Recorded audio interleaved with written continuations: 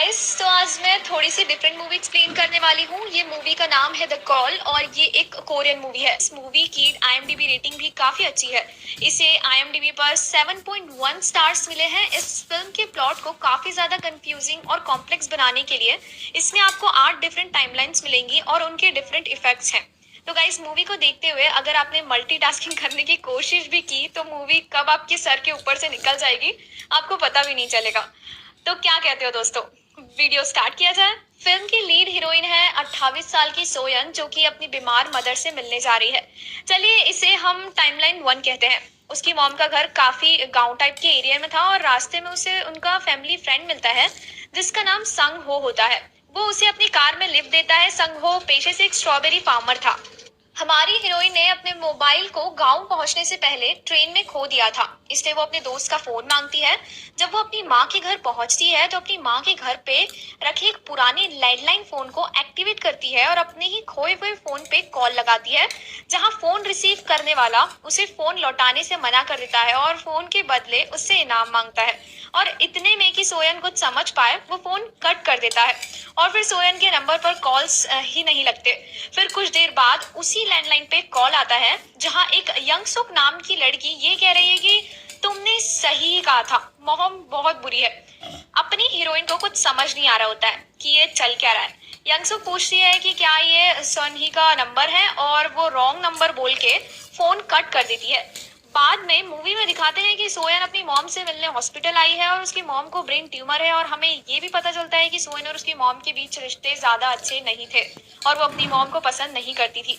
इसके बाद अगले दिन सोयन अपनी डैड की ग्रेव पर जाती है जहां उसके पिता की कब्र पर डेथ की डेट लिखी है नवंबर 27, 1999।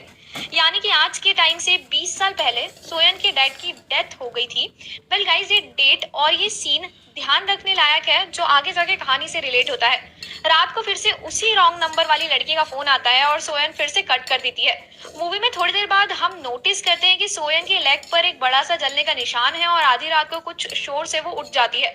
ये शोर वॉल पे लगी पेंटिंग के नीचे गिरने का था जिसमें उसकी और उसके पेरेंट्स की तस्वीर बनी थी, लेकिन जब वो वॉल के पास जाके चेक करती है तो उसे दीवार के पीछे सीढ़ियां मिलती है जो नीचे के बेसमेंट की तरफ जाती है। सोयन नीचे जाती है और उसे वहां एक बॉक्स मिलता है जिसमें एक डायरी होती है और कुछ अजीबो गरीब सामान होता है जो कि यंगसुक का था। यंगसुक वही लड़की है जिसका बार बार कॉल आता है। यहाँ इस बॉक्स में सोयन को यंगसुक की फोटो भी मिलती है जिसपे डेट लिखी है 26 नवंबर 1999, यानी सोयन के डैड के मरने के एक दिन पहले की। कहानी आगे बढ़ती है और अगले दिन हमारी हीरोइन अपने दोस्त संग हो को वो लड़की का फोटो दिखाती है और पूछती है कि ये कौन है। संग हो कहता है कि ये यंगसुक है और उसकी माँ उनके आने से पहले इस घर की केयरटेकर थी। वो उसे ज्यादा डिटेल्स नहीं बताता और कहता है कि ये सब बहुत पुरानी बातें हैं और उसे ज्यादा कुछ याद नहीं। रास्ते में सोयन को सुनही नाम का एक स्टोर दिखता है जो उसके घर के काफी पास था। मतलब फोन पे जब यंगसुक बार बार कॉल करके यहाँ इस स्टोर पे कनेक्ट करना चाहती थी पर फोन रॉन्ग नंबर लग के सोयन के पास जा रहा था। दोस्तों, मैं समझ सकती हूँ अभी तक आपको कहानी काफी वियर्ड लग रही होगी, पर वेट, अभी कहानी बहुत जबरदस्त मोड़ लेने वाली है। यहाँ पर दिलचस्प चीज ये है कि यंगसुक यानी फोटो वाली लड़की साल 1999 में उसी घर में रह रही है जहाँ 2019 में सोयन रह रही है। समहाउ ये दोनों एक फोन कॉल से जुड़े हैं। रात में फिर से सोयन को एक कॉल आता है और यंगसुक चिल्लाकर कह रही है कि मुझे मॉम जलाकर मार डालेंगी।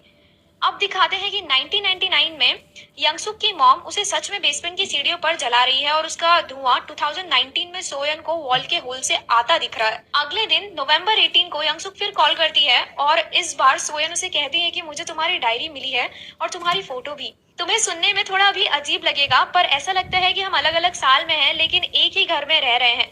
मैं 2019 से बात कर रही हूँ लेकिन अब यंगसुक को लगता है कि ये एक रॉन्ग नंबर है और वो फोन कट करने वाली ही होती है कि हमारी हीरोइन अपनी 2019 वाली समझदारी का प्रूफ देते हुए उसे ये कहते हैं कि आज गिम्पू एयरपोर्ट पर एक प्लेन क्रैश होगा जिससे यंगसुक को ये यकीन हो जाए कि वो सच में फ्यूचर से कॉल कर रही है। फिर अगले सीन में हमें यंगसुक और उसकी मॉम को डाइनिंग टेबल पे दिखाया जाता है और ऐसा दिखाया जाता है कि यंगसुक की मॉम उसे हमेशा घर पर ही रखती थी और वो मेंटल हॉस्पिटल में भी रहकर आई थी, जिससे पता चलता है कि यंगसुक मेंटली नॉर्मल नहीं थी।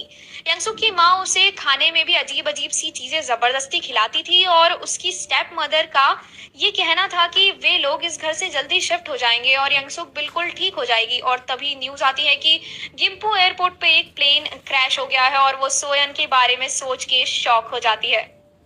अगले 3 दिनों तक ये दोनों फोन पे लंबी लंबी बातें करते हैं, जहां यंगसुक उसे अपने और अपनी मॉम के बारे में बताती है कि कैसे वो उसे किसी से मिलने नहीं देती और घर पर लॉक करके रखती है। वहीं दूसरी ओर से सोयन भी उसे बताती है कि उसके डैड 20 साल पहले उसकी मॉम की गलती के कारण एक फायर एक्सीडेंट में मारे गए थे, क्योंकि उन्होंने गैस स्टव बंद नहीं किया था और इसी कारण से वो अपनी माँ को माफ नहीं कर सकती। क्योंकि दोनों ही अपनी अपनी मॉम्स को पसंद नहीं करती थी, तो इनकी बॉन्डिंग अच्छे होने लगती है। अब 1999 में सोयन और उसके पेरेंट्स इसी घर को परचेस करने आते हैं जहां यंगसुक रहती है।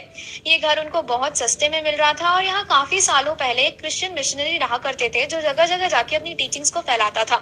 इस सीन में सोयन महज 8 साल की बच्ची थी, जिसे यंगसुक देखती है और एडल्ट सोयन को कॉल करती है। कॉल चालू ही रहता है और सोयन अपने डैड और खुद की 20 साल पहले की आवाजें सुनती है और काफी इमोशनल हो जाती है और यंगसुक उसे कहती है कि मैं तुम्हारे डैड को बचाऊंगी। नवंबर 27 को, जिस दिन सोयन के डैड मरे थे, उस दिन यंगसुक अपने घर से चुपके से बाहर भाग जाती है और सिटी की तरफ दौड़ने लगती है जहां सोयन अपने पुराने घर में रह रही थी। वहां किचन में जो गैस स्टव से धमाका होना था, यंगसुक उसे रोकने में कामयाब हो जाती है और वो चुपचाप किचन में जाकर गैस स्टव बंद कर देती है और उसके ऐसा करने से 2019 में सोयन की रियलिटी बदल जाती है।